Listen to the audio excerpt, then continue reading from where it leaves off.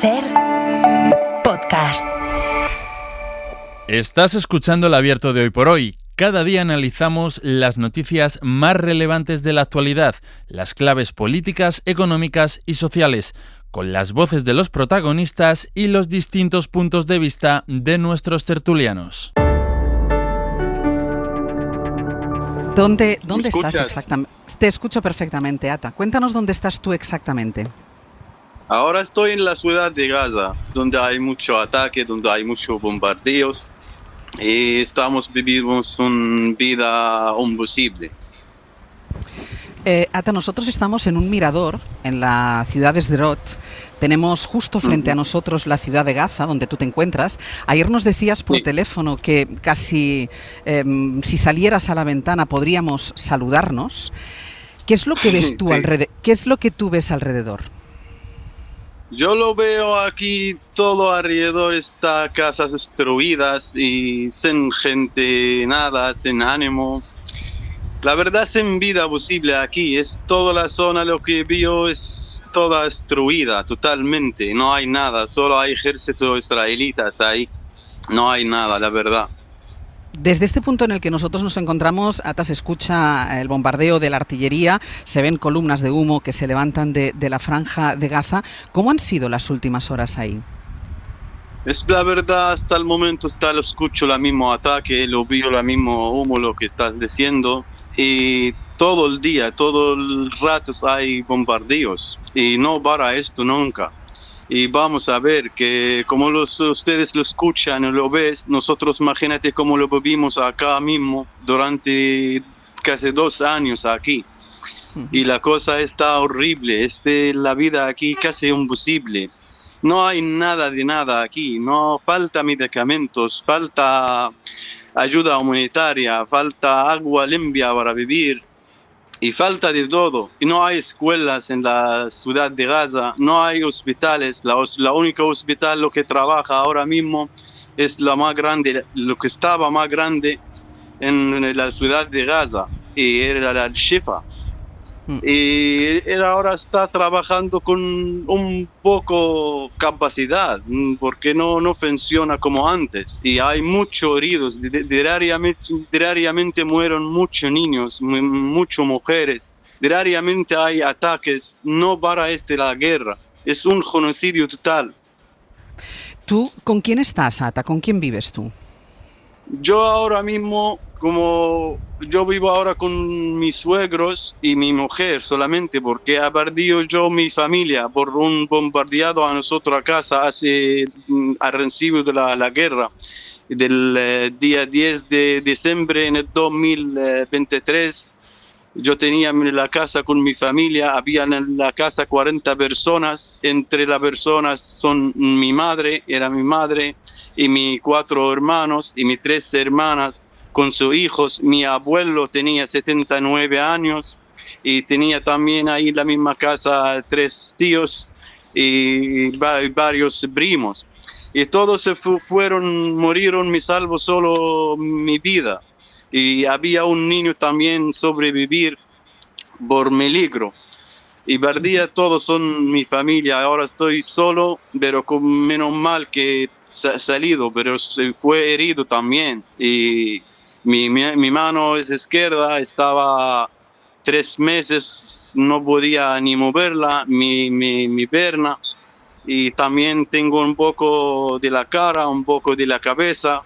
Y hasta el momento la verdad que me duele, pero no hay medicamento aquí, no hay médicos que se tratan para mejorarme, para darme lo que necesito. Ata, ¿y vosotros os habéis, con tus suegros y con tu mujer, os habéis tenido que estar moviendo por la franja? ¿Habéis tenido que cambiar de sitio?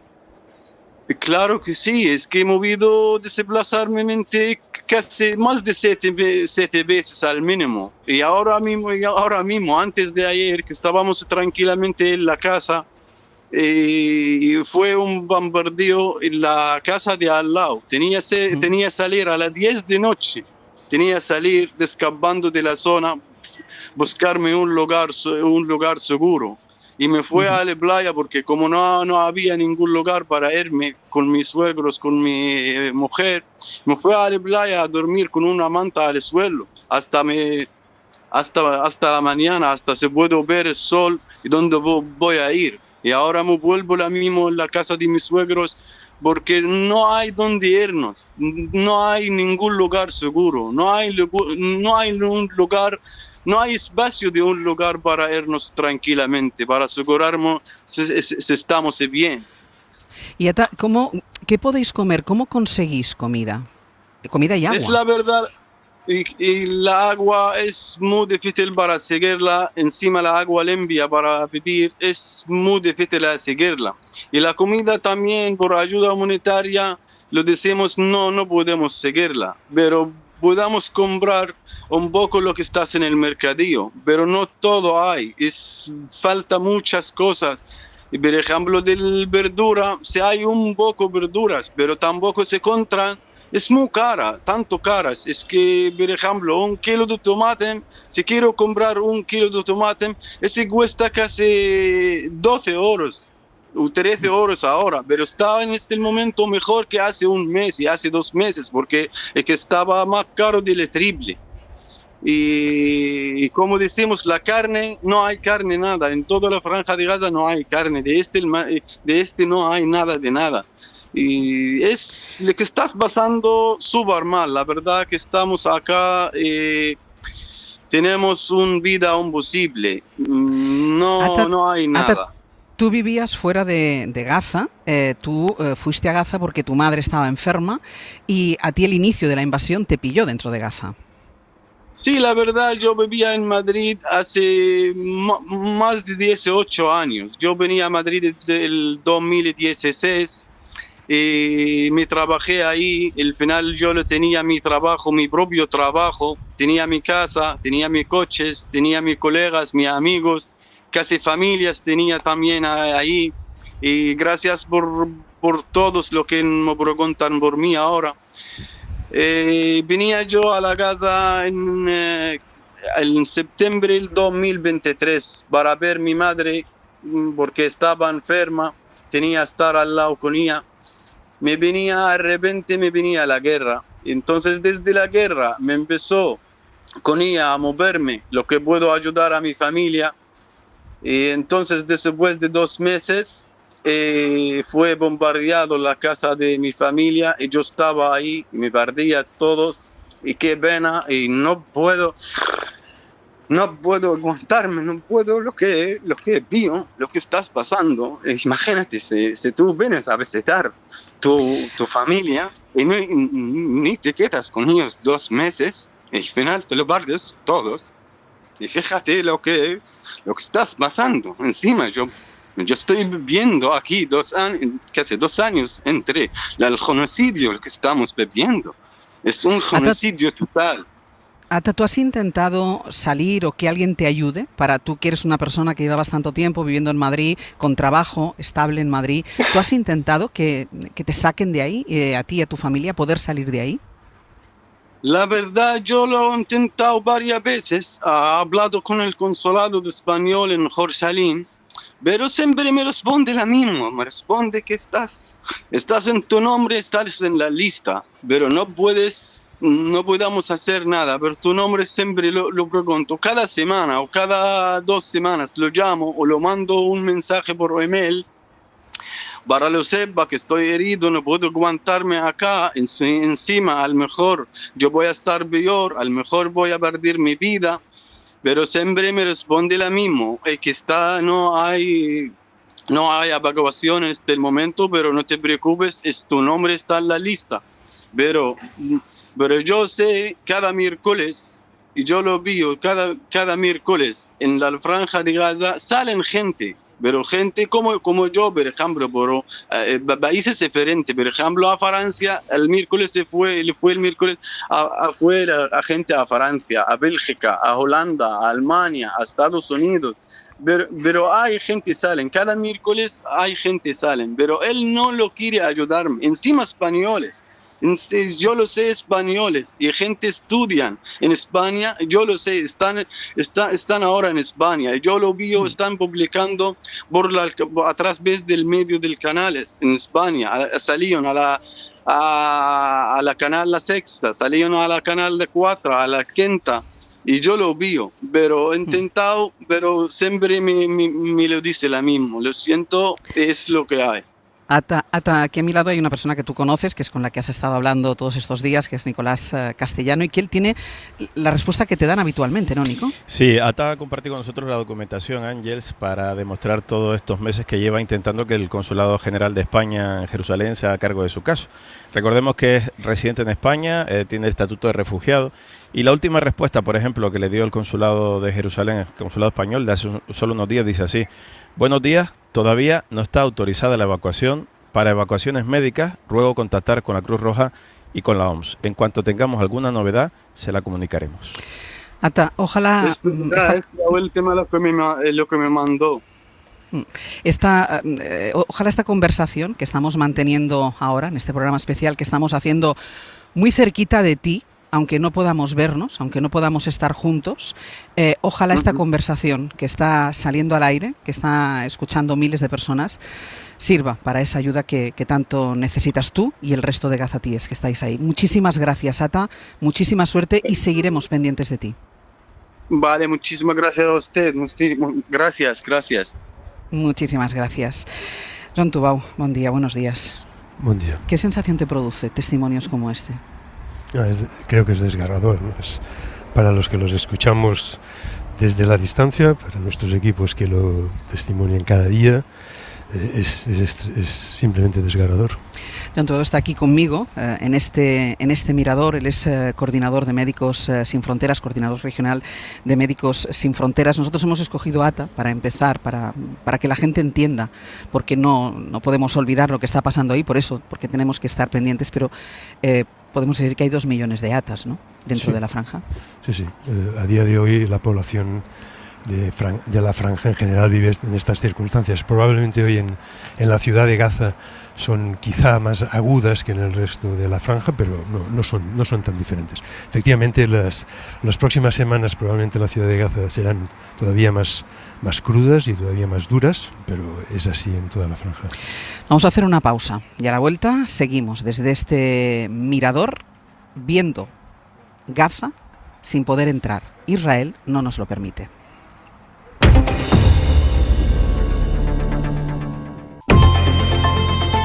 En la cadena SER, Hoy por Hoy, con Ángels Barceló. Y desde el mirador, donde tenemos al frente la ciudad de Gaza y toda la franja, insistimos, es lo más cerca que podemos estar de esa zona, porque no se nos permite la entrada a los periodistas. Me acompaña el coordinador regional de Médicos Sin Fronteras, Joan Tubau, y aprovechando que él está aquí, yo quisiera hablar con alguien de Médicos Sin Fronteras que está dentro de la franja. Ella es Esperanza Santos, es enfermera y actual coordinadora de operaciones de Médicos Sin Fronteras en la franja. Esperanza, muy buenos días. Hola, buenos días. ¿Qué tal es la situación esta mañana allí donde tú te encuentras? Bueno, pues la verdad que esta mañana ha empezado temprano las operaciones militares. En la ciudad de Gaza ha habido bombardeos y actividad militar durante toda la noche, también en el norte de Han Yunis, pero desde las 5 de la mañana sí que se ha intensificado bastante. ¿Cuál es la situación de los centros, de los lugares donde Médicos Sin Fronteras puede trabajar, puede actuar? Bueno, nosotros estamos apoyando, tenemos 2 hospitales de Médicos Sin Fronteras, apoyamos otros 2 hospitales del Ministerio de Salud y estamos en otras 4 o 5 clínicas.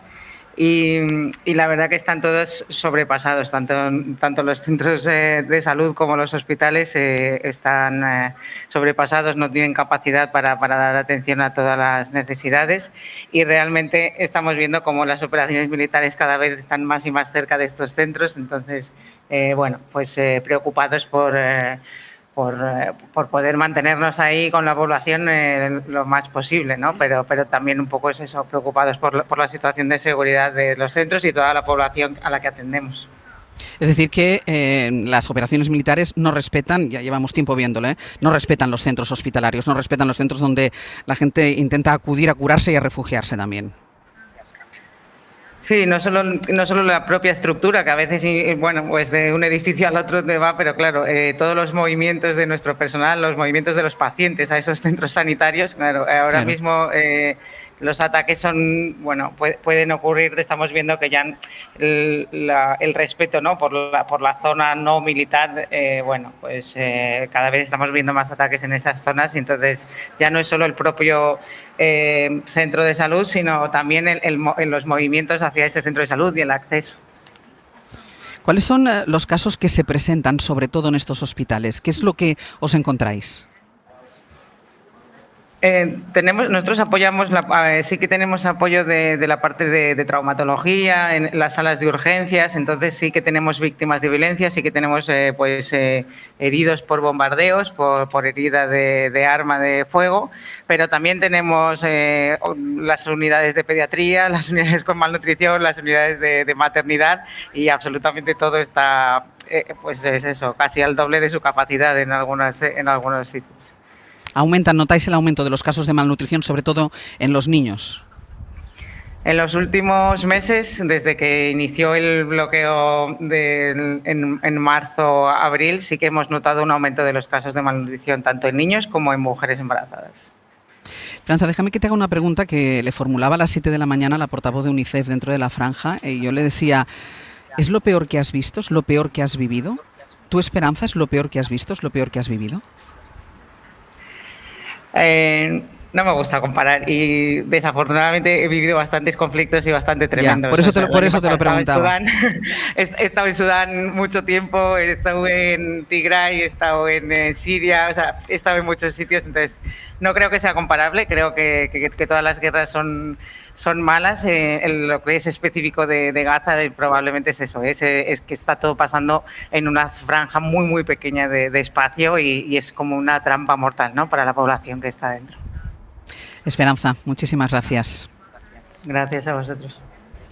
Joan, es verdad, decía Esperanza, no me gusta comparar, vosotros trabajáis sobre el terreno en multitud de conflictos, habéis visto y habéis vivido prácticamente de todo, pero ¿tiene esta guerra algo diferente a lo que habéis visto en otros sitios?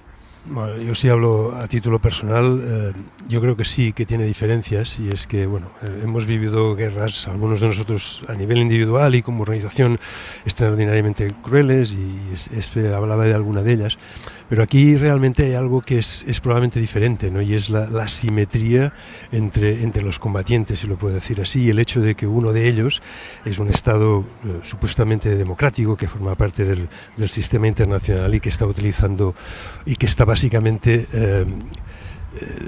está negligiendo todos los tratados, está vulnerando los tratados, los acuerdos tácitos del sistema internacional, de lo que se espera pues de un Estado como el Estado de Israel. En ese sentido, yo creo que sí que es diferente, quizá no en el sufrimiento de la población y en algunas de las tácticas, pero yo creo que tiene un significado y una simbología diferente, y eso es lo que hace que mucha gente no lo entienda. Se lo hemos contado en más de una ocasión, incluso la guerra tiene sus reglas, aunque parezca absurdo, pero las reglas tiene sus reglas. Hay un derecho internacional que prohíbe que se elimine, que se extermine una población, como está intentando Benjamin Netanyahu, y eso es precisamente lo que está pasando justo enfrente de nosotros. Y hoy, a diferencia de ayer, es un día más nítido, es un día más claro. Y ayer había una neblina de polvo y nos impedía ver con tanta exactitud y con tanta perfección la franja, y hoy podemos verlo y está pasando delante de los ojos, primero de los que estamos aquí, pero es que todo esto está pasando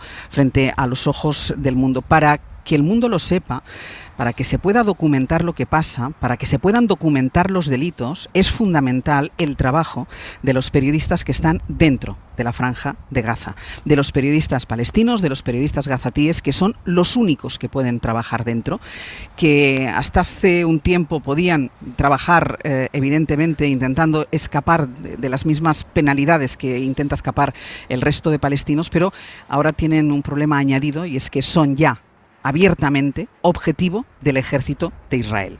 La semana pasada Israel asesinó a 5 periodistas. Entre ellos estaba Marian Daga. Era fotoperiodista, trabajaba entre otros medios para Médicos Sin Fronteras. Ella se encargaba de documentar lo que pasaba en los hospitales, estos hospitales de los que ahora mismo nos hablaba Esperanza. Dejar testimonio de cómo ni siquiera los centros hospitalarios se salvan del exterminio israelí era uno de los trabajos, de las misiones de Marian. Y quiero que escuchen a Pascal. Ella ha sido coordinadora de Médicos Sin Fronteras en la Franja y era amiga de Marian. Era una persona muy buena, muy centrada en los otros. Y me acuerdo de decirle de ser prudente porque se acercaba a zonas que estaban en ruinas todavía, donde podía haber remanentes de guerra. Pero ella siempre privilegiaba documentar. Y documentar con palabras, pero sobre todo con fotografías. Mucho de lo que se recordará de Gaza durante la guerra será obra de Marian. Yo me acordaré de una mujer buena, una mujer profesional, una mujer fuerte, motivada, siempre con ganas de dar la información, de levantarse cada mañana a pesar de ser ella también víctima de la guerra, de también vivir en condiciones durísimas, de también enfrentarse a las condiciones de vida sin electricidad, sin agua corriente, etcétera, etcétera, de no tener a su hijo cerca de ella. Me acordaré de una mujer que admiraba y que creo todos admirábamos. Cuesta creer que la hayan matado justamente en el lugar en que ella estaba documentando el nacimiento de niños en la maternidad, la supervivencia de niños en la neonatología. Cuesta creer que su asesinato haya pasado justamente en este lugar que era el lugar del nacimiento. Flavia Capellini, buenos días. Buenos días. Flavia Capellini es documentalista italiana, vivió en la Franja de Gaza de forma intermitente desde 2018 hasta el 7 de octubre de 2023, salvo durante la pandemia. Ahora mantiene contacto permanente con gente que está dentro, trabaja como corresponsal para Sky News Italia y colabora con medios como The Guardian y Al Jazeera. Flavia, has escuchado a Ata, has escuchado a Esperanza, has escuchado el testimonio de Pascal.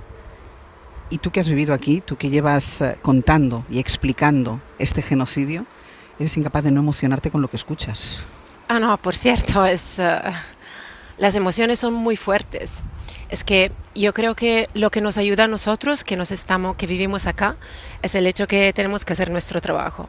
Y es la única cosa que verdaderamente nos ayuda a ir adelante. Porque todos los periodistas acá, obviamente que están basados en Israel o que han vivido en Gaza, han tenido muchos compañeros que han sido muertos. Entonces es la única manera para seguir, pero en el momento en el cual me quitas de mi trabajo y me llevas aquí mirando los bombardeos, ya me pongo un poco de emoción. Te quitas el traje de periodista y sí. Es verdad que a la que uno se aleja de la cámara, del micrófono y lo ve sin estos filtros que son los que al final en nuestra profesión nos ayudan, como entiendo que a Joan igual, que a todos los miembros de las ONGs que están trabajando dentro, a la que se alejan de ese trabajo que al final se convierte en el filtro, es imposible no sobrecogerse ni con los testimonios, ni siquiera con esta visión que tenemos delante, insisto, porque es la visión de la devastación. Estamos lo suficientemente cerca para verlo, pero lo suficientemente lejos como para no escuchar los sonidos de la franja, salvo cuando se disparan los proyectiles, y con lo cual es una imagen como fantasmagórica. Uno piensa que ahí no hay nada, no queda nada, y ahí quedan cerca de 2 millones de personas que no pueden salir de ahí, que no pueden moverse, que el ejército israelí les obliga a ir de arriba y para abajo, como si moviéndose les situara en un lugar seguro, y no hay lugar seguro en la franja. Vamos a hacer una cosa, vamos a hacer una pausa y a la vuelta seguimos desde este mirador contando lo que pasa, nada, a menos yo creo que no hay ni 1 kilómetro de aquí a la franja.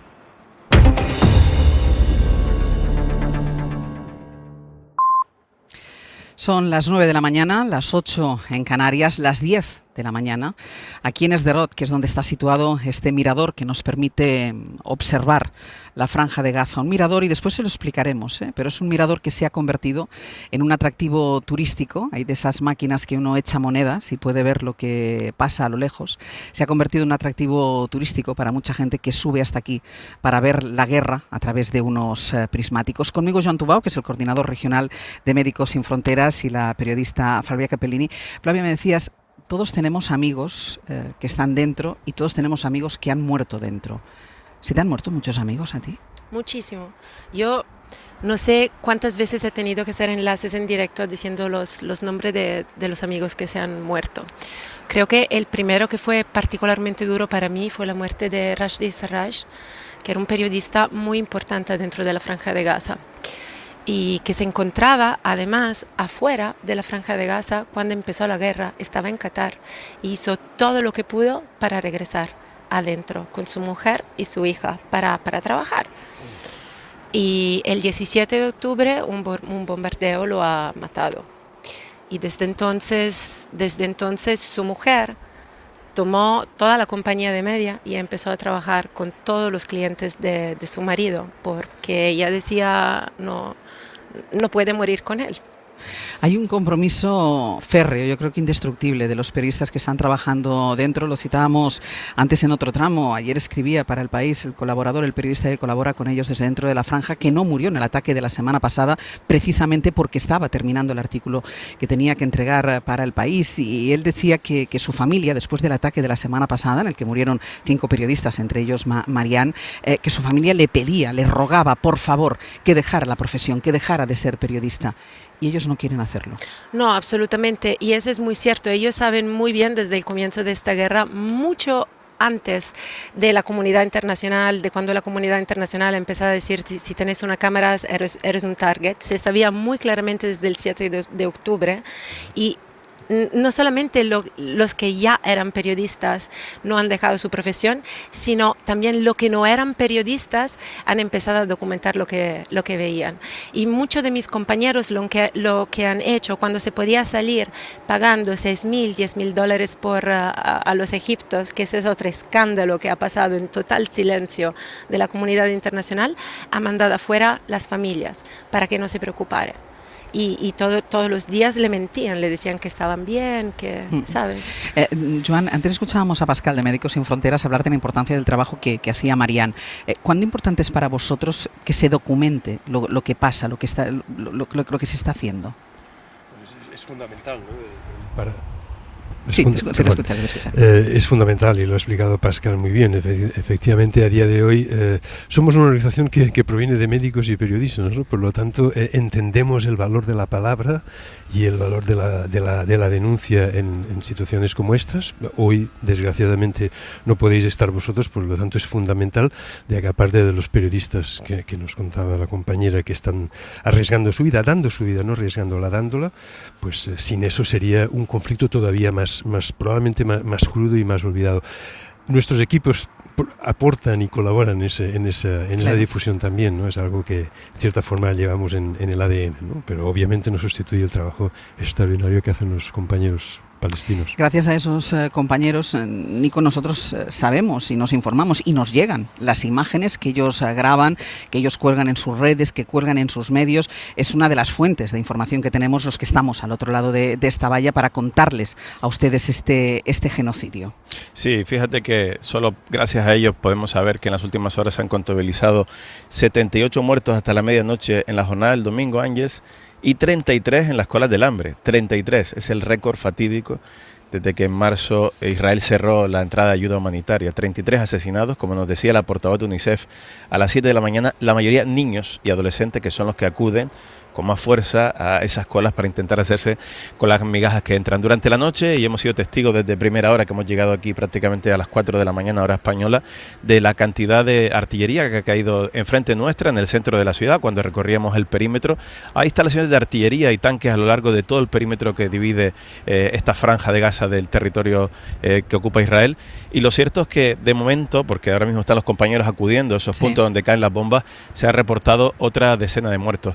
Es la la escena que vemos cada día, hoy de manera más nítida que incluso la que vimos ayer, con esos edificios caídos, esas torres que tú tuviste la ocasión de visitar y de ver la vida que había dentro en el año 2014, y que gracias a los compañeros y compañeras, son más de 240 que han muerto y a los que siguen ahí, pues sabemos lo poco que sabemos frente al muro informativo que quiere Netanyahu, ¿no?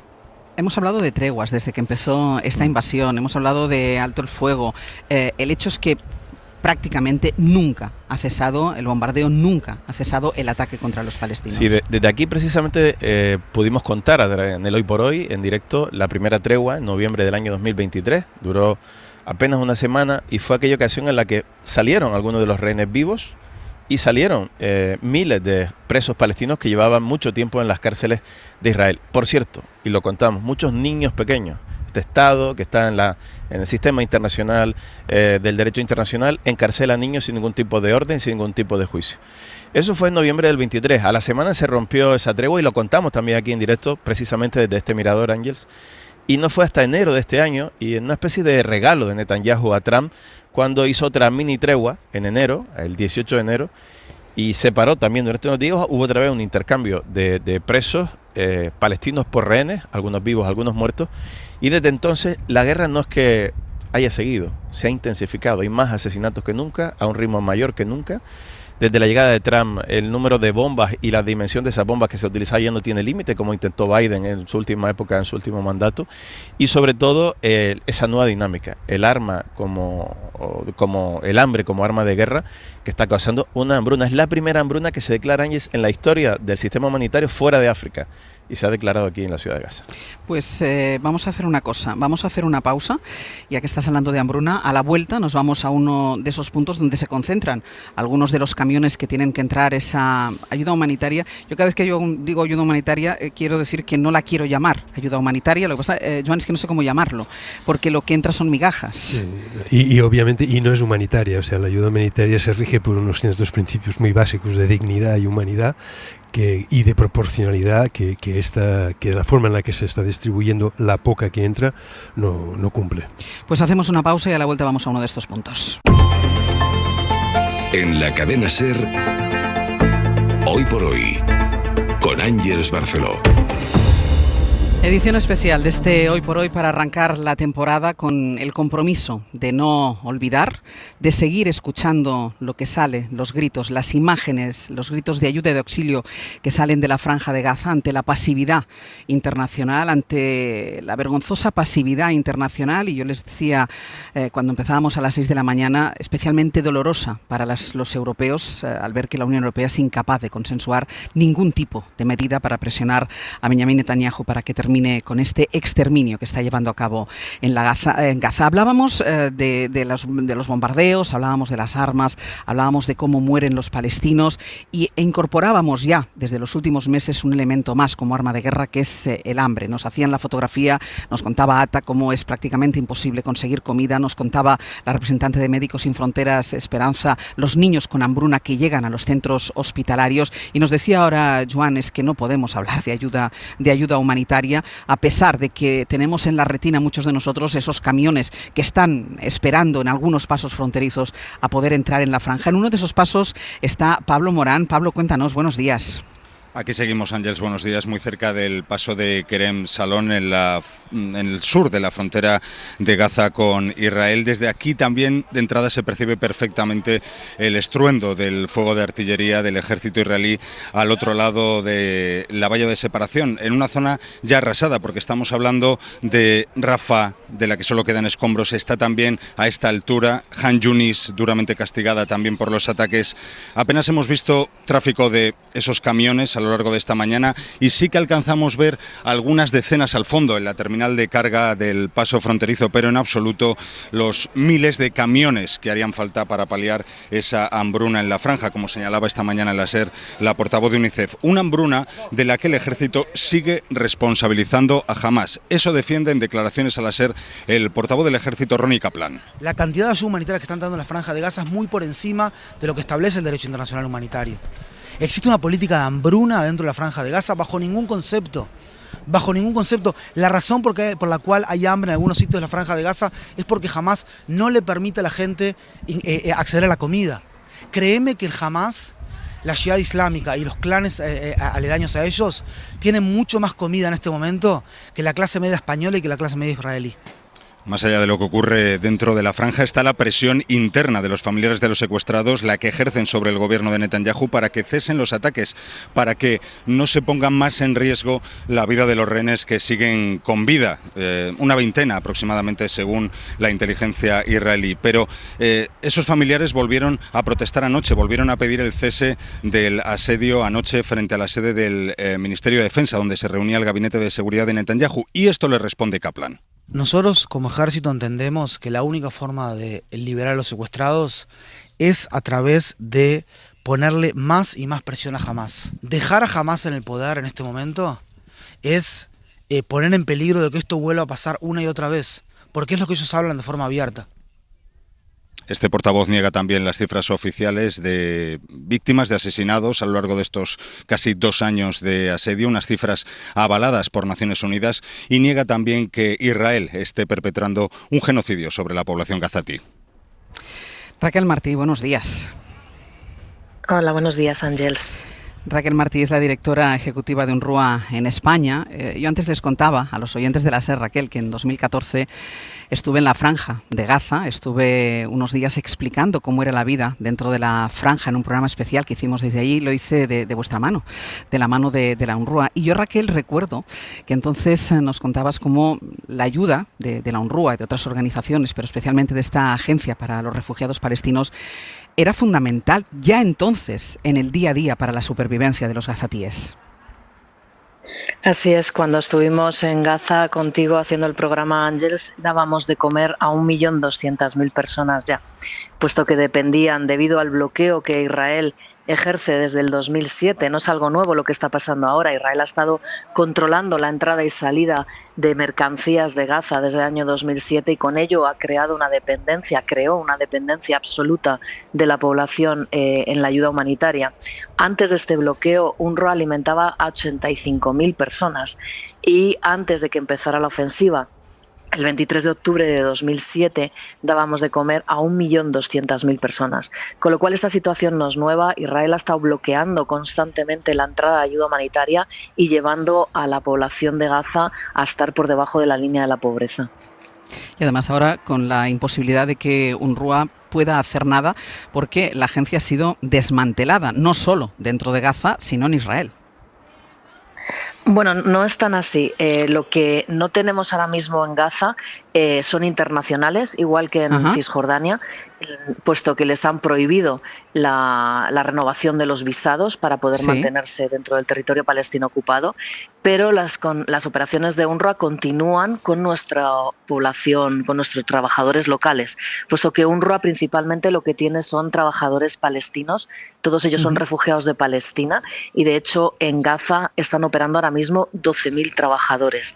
Tenemos clínicas de salud, estamos ocupándonos de la distribución de agua, estamos ocupándonos de la distribución de combustible, estamos dando apoyo psicosocial a la población, sobre todo a los niños. Tenemos todavía refugios, hay más de 100.000 personas en nuestros refugios. Estamos dando también, estamos ocupándonos de la recogida de residuos, que es uno de los graves problemas que hay ahora mismo dentro de la Franja de Gaza. ¿Qué os reportan desde el interior? Yo recuerdo al inicio de la invasión cómo estos refugios de los que tú me estás hablando ahora eran objetivo de ataques. La primera vez recuerdo que se bombardeó uno de ellos, no dábamos crédito, lo que nos quedaba por vivir y por escuchar todavía después de aquello. ¿Qué os reportan desde dentro? Bueno, en primer lugar habría que señalar que todos nos dicen que no quedan lugares seguros en Gaza. Bueno, nunca los ha habido a lo largo de toda la ofensiva, pero es que ya en los últimos meses los ataques a las zonas que Israel llama incluso zonas seguras, en la zona de Al-Mawasi, de tiendas de campaña, están siendo constantemente bombardeadas. Nuestras escuelas ya de hecho que se les bombardee ya no es noticia.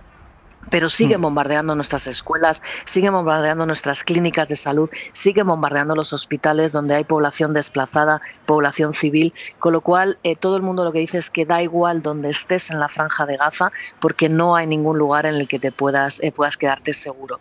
Por otro lado, están aumentando muchísimo las enfermedades contagiosas, las diarreas, las enfermedades respiratorias, pero que incluso están apareciendo nuevas enfermedades que no se habían registrado con anterioridad en la Franja de Gaza.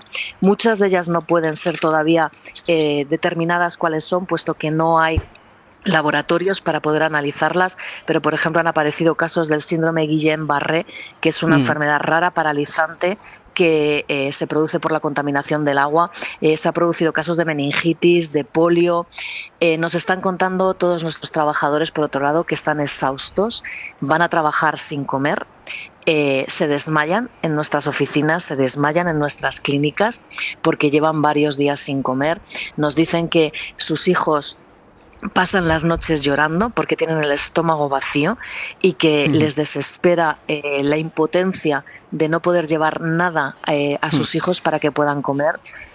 Nos cuentan muchísimas anécdotas, como las madres tienen que decidir con el poco alimento que consiguen al día a cuál de sus hijos alimentar, y muchas veces miran frustradas cómo se les mueren sus bebés en sus brazos, impotentes, sin poder hacer nada.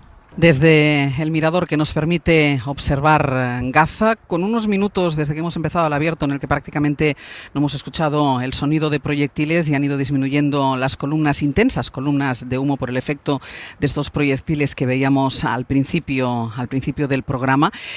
Además, con el objetivo, yo decía antes, Joan, la sensación de que es fantasmagórico lo que pasa ahí. Ahí hay mucho movimiento, ahí hay mucha actividad, hay la actividad de los que intentan salvar la vida y la actividad de los que intentan exterminarles, porque el plan de Netanyahu es tomar toda la ciudad de Gaza.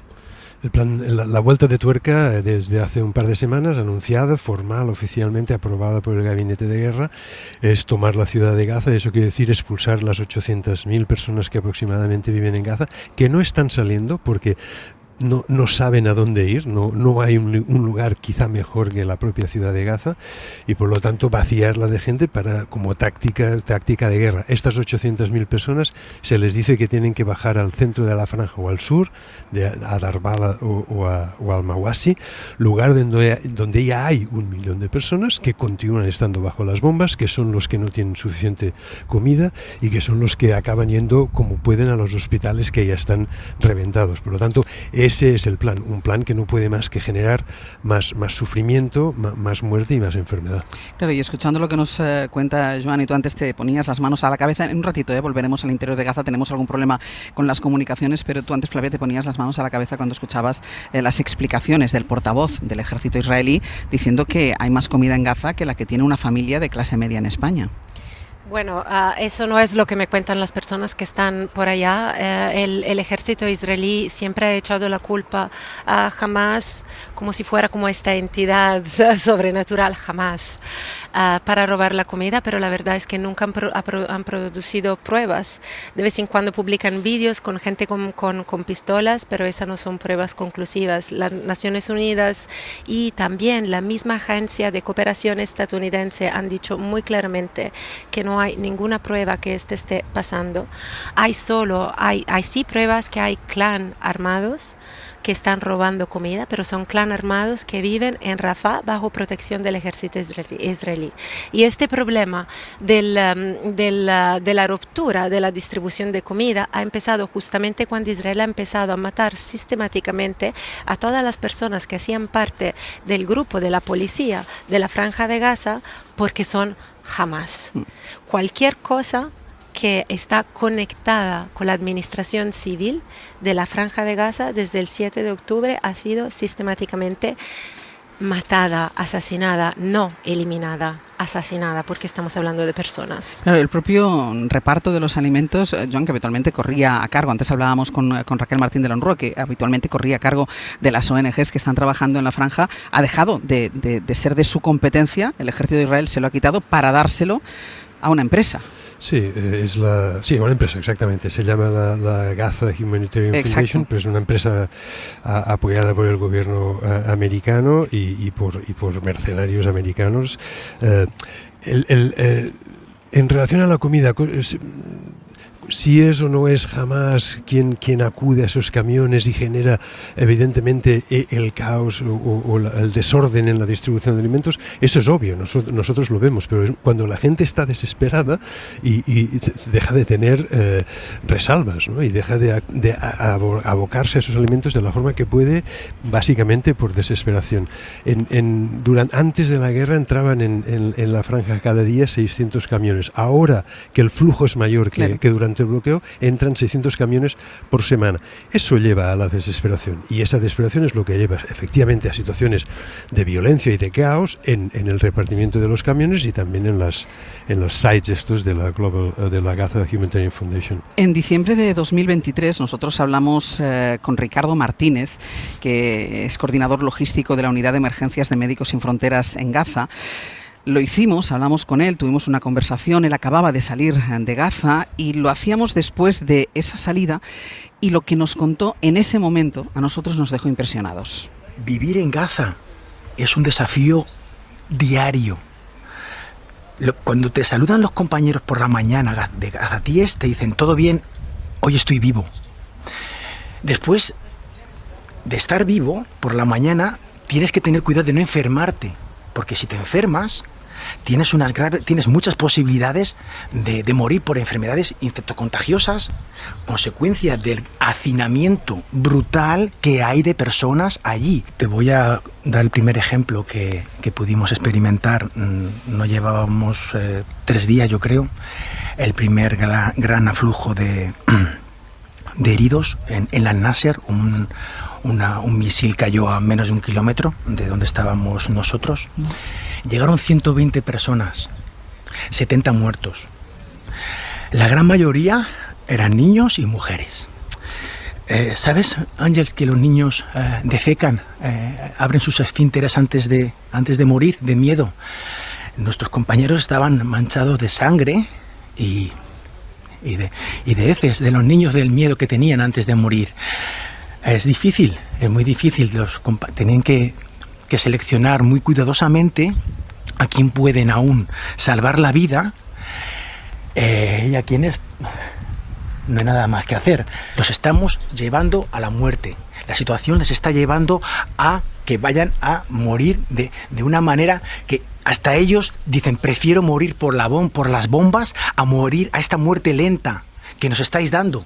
Estamos asistiendo a una matanza en directo, lo estamos viendo. No hay día que... Ricardo Martínez, muy buenos días. Hola, buenos días, Ángels.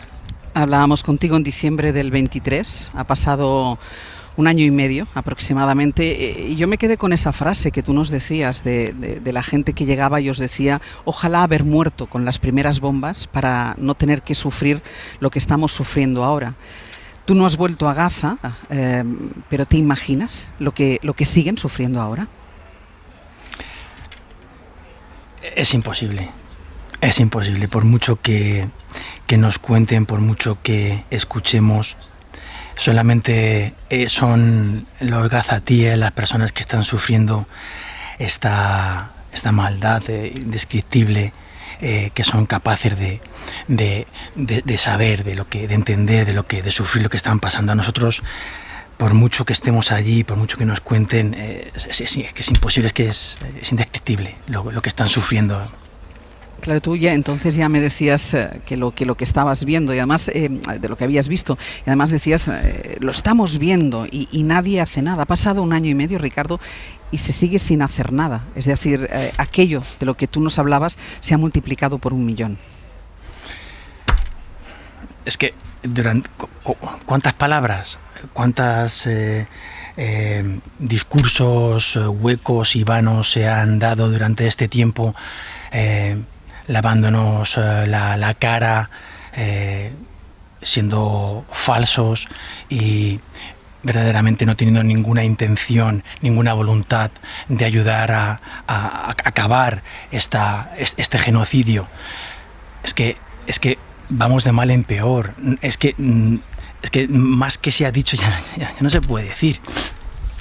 Ya no se puede decir. Y seguimos en las mismas. Si tú lo has dicho esta mañana y ahora viene el otro y dice que van a hacer el resort, ¿no?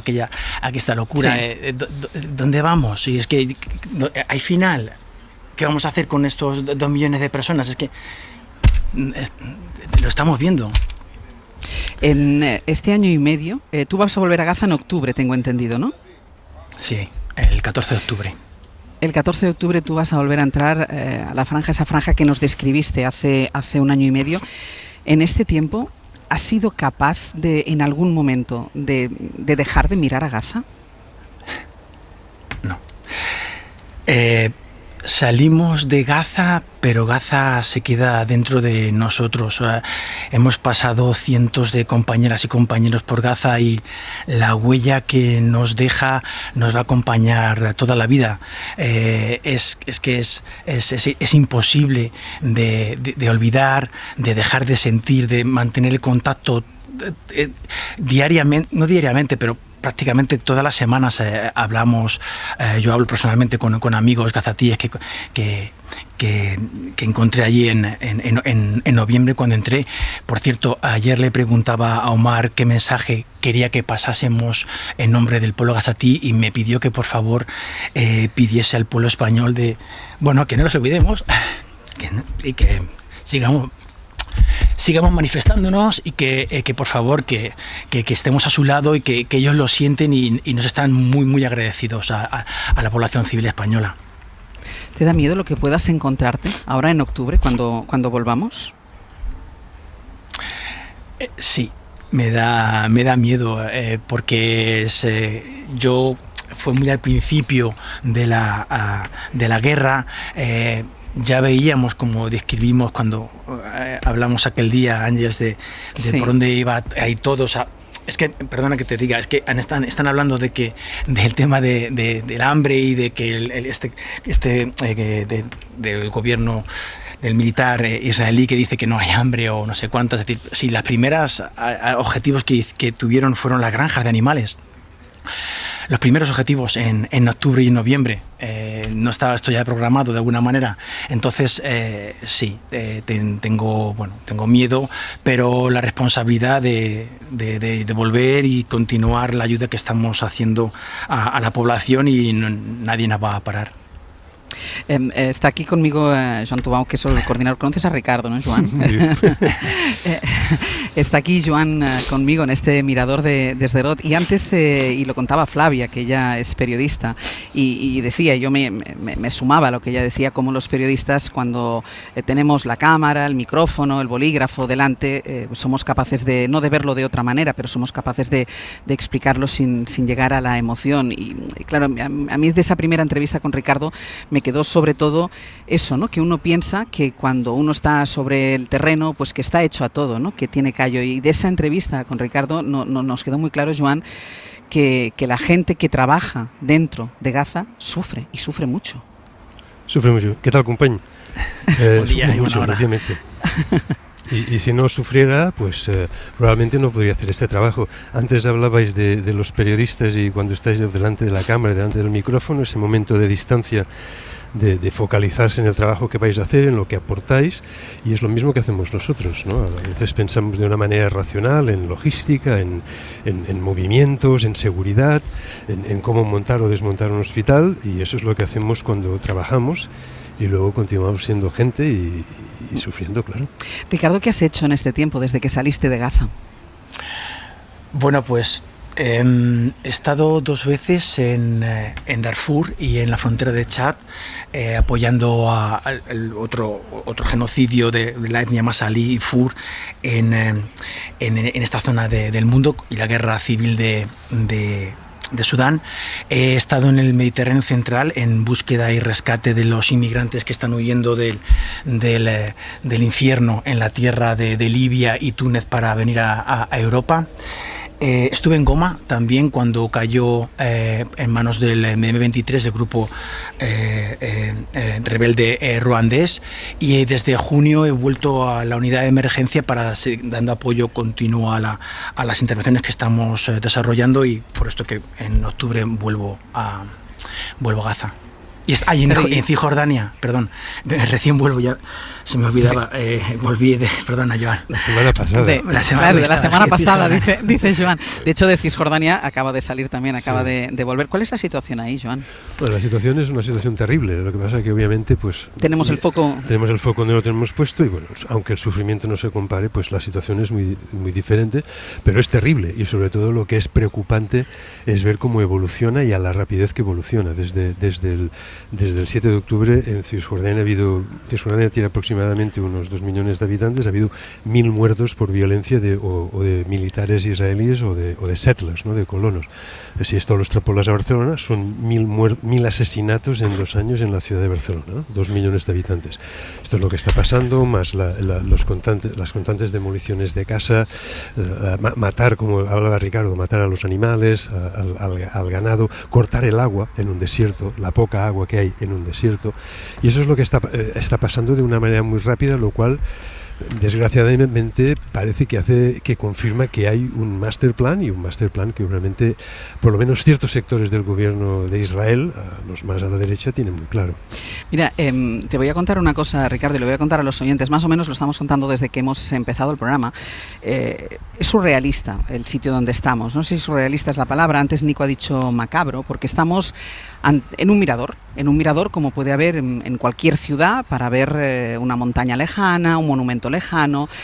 En este mirador estamos nosotros, y en este mirador, y lo acabamos de vivir hace tan solo unos minutos, es el punto en el que se acerca mucha gente para observar la guerra, incluso para insultar desde aquí y hacerle gestos obscenos con las manos y con los dedos a los gazatíes que están dentro.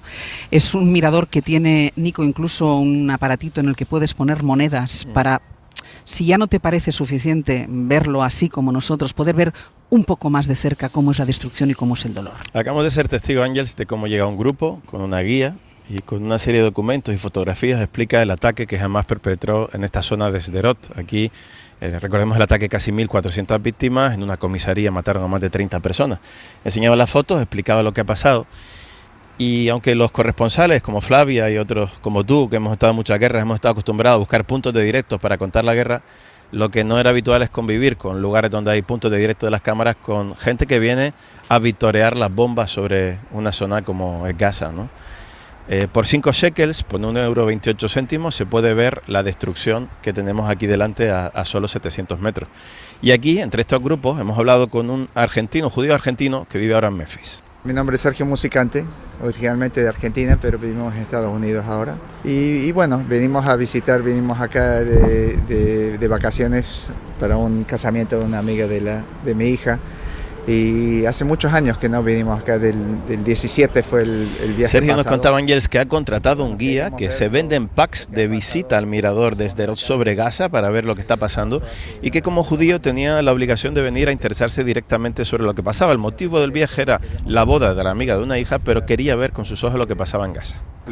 Es increíble ver la realidad de lo que está pasando todos los días. Nos está explicando él las cosas que pasan, y bueno, esto es no sé, ser judío duele, ver esto y lo que ha pasado y lo que nos está contando y lo que está pasando. Me imagino.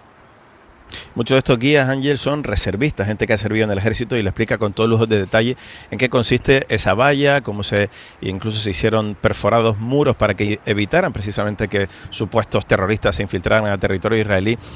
Y sobre todo cuando le preguntamos, bueno, después de ver esto, de ver la guerra en directo, ¿qué piensas? ¿Qué quieres? ¿La paz primero o qué deseas? Y esta era la respuesta. Estaba diciendo, no sabía que habían hecho abajo del fence, hicieron una pared de 270 pies. Para que no pasen por abajo, por eso es lo que ha pasado, ellos vinieron por arriba. Así que es la forma de vivir, se tienen que adaptar a la forma de lo que hacen. ¿Qué es lo primero que has pensado cuando has visto la ciudad destruida, las bombas? ¿Has pensado en a ver si sacan los rehenes? ¿Has pensado en que termine la guerra? ¿Qué has pensado? Eso es lo que estábamos preguntando. Le preguntamos, ¿te parece que, porque es parte de la reserva de acá, dice, ¿te parece que alguna vez van a dejar sacar todos los rehenes? Y dice, no, es lo único que tienen ellos. Si te sueltan los rehenes no tienen nadie. Así que no creen que lo van a soltar. Y a ti como judío, después de todo lo que ha pasado, ¿crees que hay que parar la guerra? ¿Qué hay que hacer? Hay que sacar todos los rehenes primero. Hay que sacar los rehenes, que es lo que nos repiten casi todos los israelíes con los que hablamos, mientras llega otro grupo que inserta esa moneda, incluso se puede pagar con tarjeta, para ver en directo lo que sucede en Gaza. Ahora mismo lo estamos viendo. El doctor Rafat ha estado en contacto con la SER desde mayo de 2024. Desde entonces nos está contando cómo consigue sobrevivir él y su familia con sus 5 hijos, con su mujer. Doctor Rafat, muy buenos días. Muy buenos días. ¿Cómo estáis? Aquí, ¿Cómo estáis? Bueno, tratamos de estar bien, pero es muy complicado todo para nosotros aquí. Lo más complicado, doctor, ahora mismo es conseguir esa comida para los niños. Sí, ahora hay crisis en todo porque no dejan pasar las ayudas y las pocas ayudas que dejan entrar, hablamos de ayuda, de todo tipo de ayuda, ya sea de medicamentos, de comidas, de muchas cosas, no la dejan pasar y las pocas ayudas que le dejan pasar están siendo saqueadas y a Israel lo que está queriendo hacer es causar caos para hacer sufrir más a la gente. Es un castigo a toda la población de Gaza, para que no tengan la forma de vivir dignamente ni básicamente. Luchan todos los días por conseguir algo de comida, algo de agua, algo de madera para hacer fuego. Y aquí, como saben, no hay nada de lo básico, lo normal, como el gas, como el diésel, como los suministros comunes, no hay. Aquí todo fue destruido, ya sean supermercados, sean fábricas, sean partes de agronomía. No hay producción, cero trabajo y la gente totalmente vive de las ayudas en las peores condiciones porque cada día hay desplazamiento, hay ocupación de casi el 75% de toda la franja de Gaza y la gente está concentrada en zonas muy terribles, bajo ataques, sin ningún tipo de servicio básico, en muy malas condiciones. Y pobreza y hambruna y enfermedades y bichos, hay de todo, están viviendo lo peor de todo. Doctor, la primera vez que hablamos, usted ya hablaba de esa ayuda que pedía para poder salir. Usted ha estado en contacto con diferentes gobiernos para que le intenten sacar de Gaza a usted y a su familia. ¿En qué punto está esto? Bueno, estamos luchando hace más de 1 año y medio con la Embajada de Bolivia, con su Ministerio de Exteriores, pidiendo la autorización de Israel para que salgamos. Pero lamentablemente Israel nos tiene a todos como rehenes aquí. Nos tiene encerrados en una zona muy determinada, no nos dan permiso ni siquiera para salir. Muchos quieren ir a estudiar afuera, a tratarse, a curarse, a escapar de la muerte, pero no, nos obligan a pasar por todo tipo de muerte y no nos dejan libremente salir y no dan las autorizaciones de muchas personas que tienen doble nacionalidad como la mía y sigo luchando por eso. ¿Cuántas veces ha dicho el doctor Rafat, ya no puedo más? Sí, muchísimas veces, ya estamos cansados de decirlo, estamos cansados, agotados de soportar cada día más viviendo las mismas condiciones terribles, bajo terror, bajo ataques. Peor a los padres, yo trato de proteger a mis niños, cada día es terrible. Anoche y la madrugada había muchísimos ataques, casi ninguna noche, ninguna madrugada pasa sin ataques, sin bombardeos fuertes, que yo salté, estaba durmiendo, salté fuerte, viendo a mis hijos saltando, tratando de calmarlos cada día. Ya es demasiado, son muchos meses que son duros. Doctor Rafat, muchísimas gracias, como siempre, y seguiremos en contacto. Gracias a ustedes. Hasta luego. Les recordaba que habíamos hecho un programa especial en 2014 desde la Franja de Gaza y ya entonces decíamos aquello que ese era un lugar donde nadie merecía vivir. Quiero recordar unos pequeños pasajes de lo que contábamos en 2014. Hola, buenas tardes. Les saludamos hoy desde Gaza, al norte de un territorio largo y estrecho, conocido como la Franja de Gaza, donde viven cerca de 2 millones de personas, o mejor dicho, donde están encerradas cerca de 2 millones de personas. Básima, buenas noches. Buenas noches. ¿Qué es vivir en Gaza? Pues como vivir en una cárcel, pero al aire libre. ¿Qué es lo que no puedes hacer en Gaza? Pues no puedo trabajar, no puedo hacer una vida normal, salir, viajar. Mohamed Akluk, muy buenas noches. ¿Cómo afecta ya físicamente y mentalmente a las personas este bloqueo? Usted además que ha ejercido la medicina durante tanto tiempo. Yo creo que la situación actual en Gaza afecta mucho la mentalidad de toda la población de Gaza. Como has dicho, la mayoría no han salido de Gaza, viven en un cárcel. Isabel Pérez, buenos días. Hola, buenos días, Ángels. Isabel es periodista. En 2014, cuando la conocimos, era la única reportera española que vivía de forma permanente en la Franja. Se mudó al Líbano y después regresó a España. Y yo, escuchando los testimonios, Isabel, de ese programa que hicimos desde la Franja, visto ahora, uno piensa que aquello era un paraíso. Sí. Qué paradoja, ¿no? Sí, efectivamente, sí. Ha cambiado mucho, ha cambiado todo y bueno, la verdad es que es desolador. Aunque en ese momento, bueno, también es verdad que cuando nos entrevistáis, no recuerdo exactamente qué mes vinisteis a grabar, Ángels. Mayo del 14. Porque fue un mes después, cuando el 12 de junio de 2014 empezaron los bombardeos israelíes en la operación Margen Protector. O sea, imaginaos, no nos imaginábamos en ese momento que iba a pasar eso, pero después de 2014, después del Margen Protector, sí que supimos un poco entrever que eso no iba a acabar de ese modo, sino que iba a acabar como está sucediendo ahora. ¿Qué noticias? Tú sigues teniendo familia, conocidos dentro de Gaza. ¿Qué te cuentan? Bueno, la verdad es que en algún momento ya dejas de preguntar qué tal, por no parecer pesada, porque al final es verdad que tienen que también ellas hacer un esfuerzo en responder del día a día a todos los mensajes que les llega, pero lo que cuentan, principalmente lo que ya os he oído esta mañana, bien, estamos vivos, que es lo que importa, ¿no?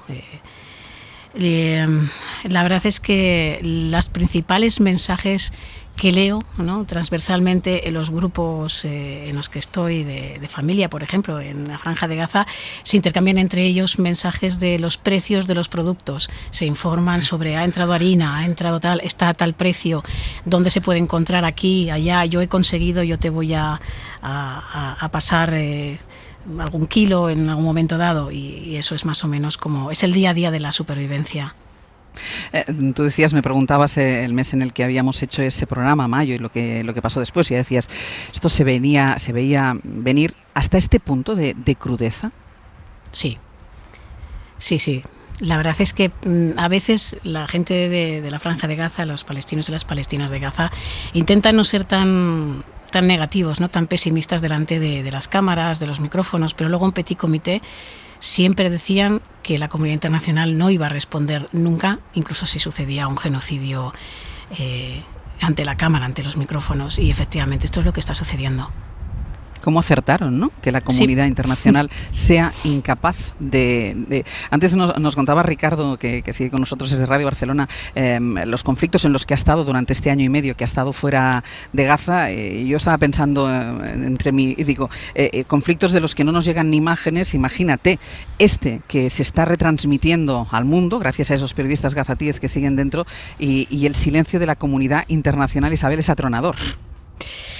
Bueno, ya lo dijo Batiato, ¿no? En esta época de locos nos faltaban los idiotas del horror, y tenemos muchos de ellos, sobre todo en el gobierno israelí, que no ven ninguna barrera, ¿no? No se les interpone ninguna barrera, no tienen freno, tienen luz verde en cualquier momento, y las palabras de condena de Naciones Unidas pues no están sirviendo para absolutamente nada.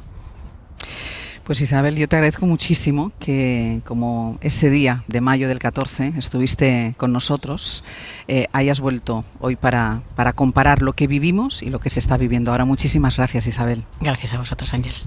Un beso grande. Ricardo, muchísimas gracias también y muchísima suerte. Muchas gracias y enhorabuena por el programa que estáis haciendo, muy necesario. Gracias a ti por acompañarnos y por contarnos.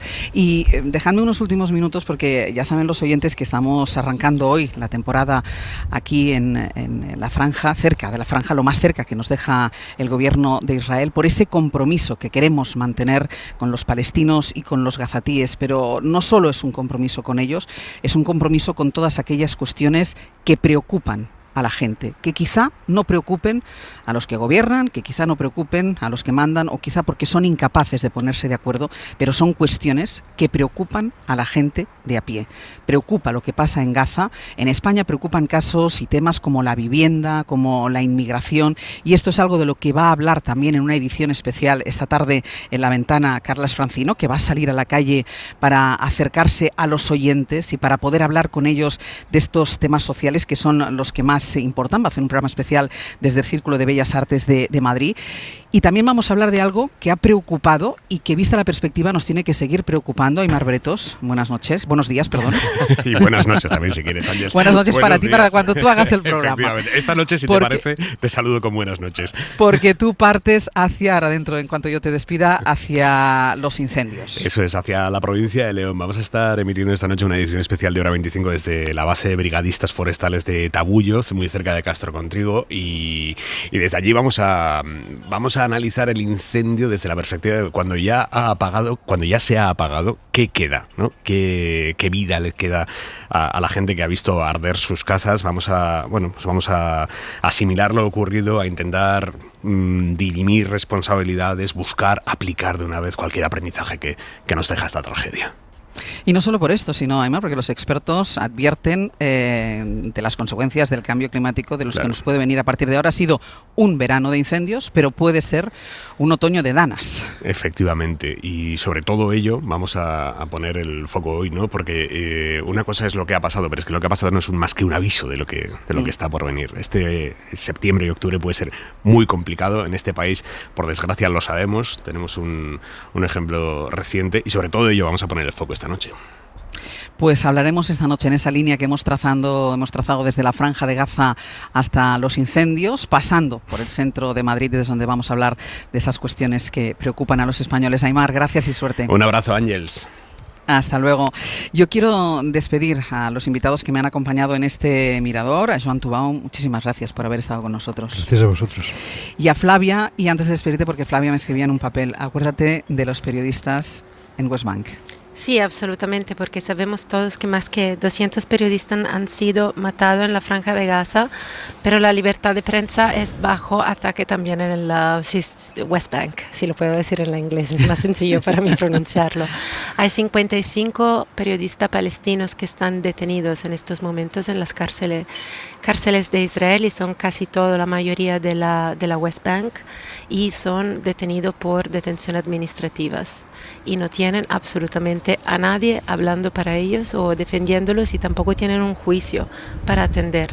Y pues pensaba que era muy importante acordarnos de ellos también. Es importante acordarnos de ellos, y venimos haciéndolo desde el principio del programa, porque sin ellos, sin su testimonio, sin sus imágenes, sin sus palabras, sin sus narraciones, el mundo no sabría la atrocidad que se está cometiendo en esta zona del planeta. Flavia, muchísimas gracias. Gracias a ustedes. Un beso enorme. En la cadena SER, Hoy por Hoy, con Ángels Barceló. Para no perderte ningún episodio, síguenos en la aplicación o la web de la SER, Podium Podcast o tu plataforma de audio favorita.